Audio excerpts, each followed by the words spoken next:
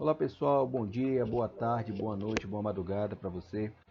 Meu nome é Rodrigo Ferro, sou delegado de Polícia Civil no estado do Pará e hoje nós iniciaremos o nosso curso de peças práticas do delegado de polícia, tá bom? Então hoje a gente vai iniciar esse nosso curso. Você que ainda não tem acesso ao nosso material escrito, eu peço que você faça o seguinte, você pare o vídeo um pouquinho. Aqui abaixo tem um link nos comentários que você vai ter para entrar no grupo de estudo que eu coloquei. Na verdade não é um grupo de estudo, é um grupo onde eu disponibilizo os materiais escritos. Então você entra lá nesse grupo, você pega o material escrito e volta a acompanhar a aula, beleza? Hoje a nossa aula de número 1, ela vai ser sobre os aspectos gerais, ou seja, uma aula muito importante, porque a gente vai falar sobre os aspectos gerais das representações realizadas pelo delegado de polícia. Então essa nossa aula de hoje ela vai nortear todo o nosso curso. Então você tem que fixar muito bem hoje os pontos, os conceitos, porque a partir dessa aula de hoje nós nas próximas aulas vamos desenvolvendo só as especificidades de cada representação, beleza? Então vamos lá, vamos iniciar o nosso trabalho.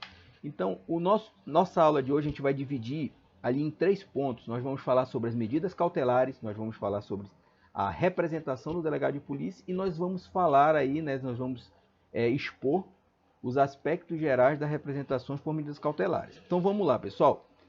Eu poderia muito bem iniciar a aula indo logo falando sobre os aspectos gerais das medidas cautelares, né? Mas o que eu vou fazer? Eu vou fazer o seguinte, eu quero conceituar, eu quero trazer para você o que é uma medida cautelar, que é justamente aquilo que você vai requerer, é aquilo que você vai buscar no dia da sua prova, tá bom? Então, eu julgo necessário que você saiba o que é uma medida cautelar, que você saiba que é uma representação, para a gente poder, né, avançar aí, para você não ficar meio perdido na matéria, para não ficar um negócio muito abstrato. Então, eu vou trazer um conceito, inclusive eu acredito que você já tenha esse conceito, eu acredito que você já conhece o tema, mas não custa nada a gente pelo menos dar uma pincelada aqui sobre esses assuntos, beleza? Então vamos iniciar aqui falando um pouquinho sobre medidas cautelares. Dentro do tema medidas cautelares, eu vou trazer para vocês o conceito, a classificação e algumas informações aí que eu julgo necessário para você saber, beleza? Então vamos lá, pessoal. Eu vou trazer um conceito aqui de medida cautelar que ela é trazida no livro dos delegados de polícia Bruno Zanotti e Cleopas Isaías. Naquela obra, uma obra muito conhecida que é Delegado de Polícia em Ação. Então, eu vou trazer o conceito que esses professores, que esses delegados trazem, mas eu vou explicar um pouquinho melhor para vocês, não fora do conceito, porque seria impossível explicar, né, as medidas cautelares fora do conceito, mas deixando um pouquinho de lado. Eu quero que você anote esse conceito, na verdade esse conceito está no nosso material escrito, mas eu peço mais que você preste atenção quando eu for explicar o que são as medidas cautelares. Então, esses professores, eles conceituam medida cautelar como: entende-se por medidas cautelares as medidas preventivas previstas em lei, decretadas pelo Poder Judiciário em decisão escrita e motivada, destinadas a assegurar a presença do imputado no curso da persecução, a garantir a obtenção ou a integralidade de uma fonte ou meio de prova e a evitar a insolvência do imputado. Então vamos lá, pessoal. A gente percebe que a medida cautelar ela é um acessório, ela é um meio acessório no qual a gente tem a finalidade dela, na verdade, é garantir que no final o processo ele apresente melhor aquele resultado que a gente dele espera, entendeu? Então vamos lá. Quando inicia uma persecução penal, lá no final, o que o juiz quer?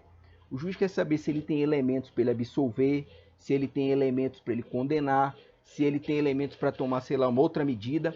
Então, e no decorrer da persecução, é necessário que se adotem determinadas medidas para que no final o juiz, o magistrado, ele tenha segurança para julgar aquele processo. Então, muitas vezes, é necessário que o juiz determine a apreensão de um objeto, é necessário que o juiz determine a realização de determinada prova, é necessário que o juiz, demonstrando a necessidade, prenda determinada pessoa. Então, tudo isso, vejam que as medidas cautelares são medidas acessórias que elas têm por finalidade o quê? Garantir o resultado final, ou seja, garantir o efeito prático do processo. Não adianta, por exemplo, você ter um processo que está ali tramitando por anos e lá no final você chegar, não, beleza, o cara vai ser condenado, o réu vai ser condenado. Só que o réu fugiu, tem 10 anos que ele está fugido, que ele está foragido. Não adianta, então nesse caso, às vezes, quando você percebe, por exemplo, que o réu está querendo se afastar, que o réu está querendo fugir, então é necessário prender esse réu, que para no final o processo garanta, né, a sua finalidade, que é ou condenar ou absorver. Então, beleza? Então é mais ou menos as medidas cautelares, elas têm esse aspecto, né, de ajudar na instrumentalidade do processo, tá bom? Trocando assim em palavras de melhor compreensão para que você entenda. O conceito é muito bem trazido pelos professores, mas assim para falar de uma forma mais palpável aqui para a gente, tá bom? Uma forma mais prática. As medidas cautelares, elas têm algumas classificações, tá? Eu trouxe essa classificação, você pode encontrar em outros manuais outras classificações, mas eu gosto muito dessa aqui, principalmente aqui para o nosso curso de peça. É uma divisão, é uma classificação que atende bem às nossas necessidades. Então, as medidas cautelares, elas são classificadas em medidas cautelares pessoais, medidas cautelares de natureza civil ou reais e medidas cautelares probatórias. Então, as medidas cautelares pessoais são aquelas que recaem sobre pessoas, seja uma prisão ou seja uma medida alternativa da prisão, mas ela sempre recairá sobre pessoas. As medidas cautelares de natureza civil ou reais recaem sobre coisas, sobre bens, sobre objetos, tá bom? E as medidas cautelares probatórias são aquelas que buscam, né, garantir uma fonte de prova, trazer uma fonte de prova, resguardar uma fonte de prova. Então, essa classificação das medidas cautelares, elas serão muito importantes aí para o decorrer do nosso curso, porque a gente vai ver que, dependendo do que você busca naquele momento, vai ser possível apenas tal medida, tal representação será cabível naquela situação, beleza? Então, informações aqui que a gente julga, né, importantes sobre as medidas cautelares quem pode decretar as medidas cautelares. Conforme a gente viu lá no conceito, quem decreta as medidas cautelares são os juízes, são os magistrados, são os membros do Poder Judiciário ali, tá bom? Então são eles que vão, não é o delegado, não é o promotor, não é o procurador da República. Quem vai decretar uma medida cautelar é o magistrado, tá? Seja ele de primeiro grau, seja ele de segundo grau, seja ele dos tribunais superiores, beleza? E quem são os legitimados a provocar o Poder Judiciário para a decretação das medidas cautelares?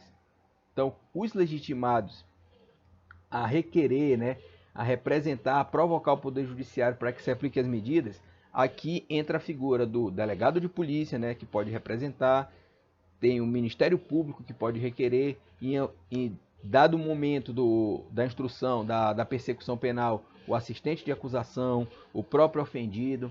Então, essas são as pessoas legitimadas, tá bom?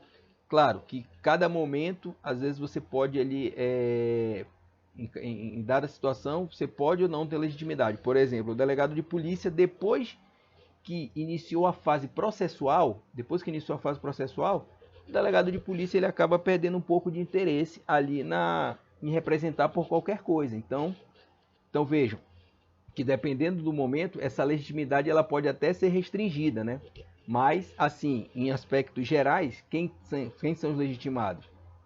Delegado de polícia, membro do Ministério Público, os ofendidos e os assistentes de acusação, tá bom? E agora nós vamos falar um pouco sobre a representação do delegado de polícia, tá? O que é essa representação? Então vou conceituar para vocês. A representação é justamente no que consiste aqui o nosso curso, né? O nosso curso de peças práticas do delegado. Geralmente nesses cursos aqui, o que nós vamos saber, nós vamos aprender a fazer essas representações. Mas o que são essas representações, né? É um assunto que não é muito trabalhado na faculdade, é um assunto que não é muito trabalhado na vida prática. Se você não está estudando para delegado, dificilmente você vai ter oportunidade de ter contato com esse tema. Então, o que são, né, o que é essa representação do delegado de polícia? Eu vou encerrar esse bloco aqui e daqui a pouco eu já volto trazendo para a gente falar um pouquinho aqui sobre o conceito de